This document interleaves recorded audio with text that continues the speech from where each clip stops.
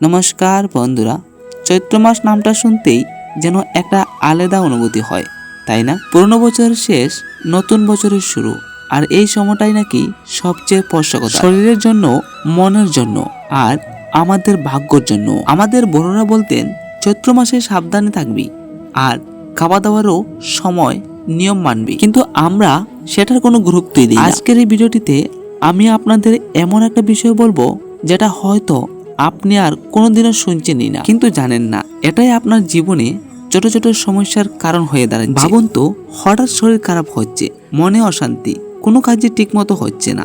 কখনো কি ভেবেছেন এর পিছনে কারণটা কি? শাস্ত্রে বলা আছে চৈত্র মাসে কিছু নির্দিষ্ট খাবার এড়িয়ে চলা উচিত, কারণ এই সময় প্রকৃতি বদলায় আর শীত থেকে গরম প্রবেশ করে পৃথিবী, আর সেই পরিবর্তনের প্রভাব পড়ে আমাদের শরীরে। আর এই সময় শরীর একটু দুর্বল হয়ে যায়, হজম শক্তি কমে যায়, আর কিছু খাবার শরীরকে দুর্বল করে দেয়। এটাই সেই খাবার যার জন্য আমাদের পূর্বপুরুষরা কিছু খাবার খেতে নিষেধ করেছিলেন। এখন আমি আপনাদের একটা ছোট্ট গল্প বলি। একজন ব্যক্তি ছিলেন, তার নাম রমেশ। তিনি এইসব নিয়ম মানতেনই না। তিনি ভাবতেন এইসব পুরনো কুসংস্কার। চৈত্র মাস চলছিল, তিনি প্রতিদিন বাজার থেকে নানা ধরনের সবজি কিনে খেতেন, কিন্তু ধীরে ধীরে কি হতে লাগলো জানেন? তার শরীরে অস্বস্তি শুরু হলো, ত্বকের সমস্যা, হজমেও সমস্যা, এমনকি তার মেজাজও কিটকিটে হতে লাগলো। তিনি বুঝতেই পারছিলেন না কেন এমন হচ্ছে।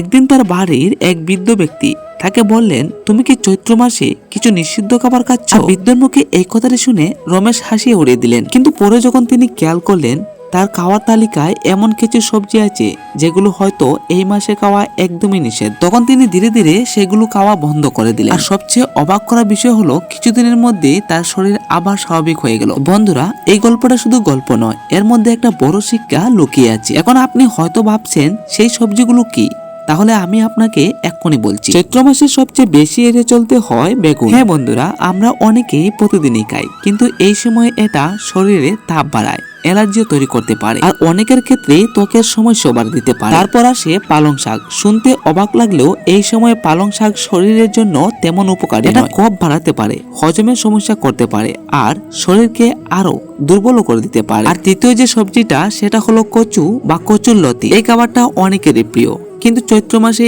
এই খাবারটা খেলে গলা চুলকানো, অ্যালার্জি, পেটের সমস্যা, এইসব সমস্যার সম্ভাবনা বেড়ে যেতে পারে। বন্ধুরা, এগুলো শুধু স্বাস্থ্যের কথা নয়, এর পিছনে বাস্তব কারণও আছে। এই সময় আমাদের শরীর এমনিতেই পরিবর্তনের মধ্যে থাকে, তাই এই সময় আমাদের খাওয়া উচিত ঠান্ডা জাতীয় খাবার কিংবা হালকা জাতীয় খাবার। তাই এই সময় চেষ্টা করুন লাউ, পটল, ঝিঙ্গে, ফলমূল ইত্যাদি এই ধরনের খাবার বেশি খেতে। এগুলো শরীরকে সুস্থ রাখে, মনকেও শান্ত রাখে।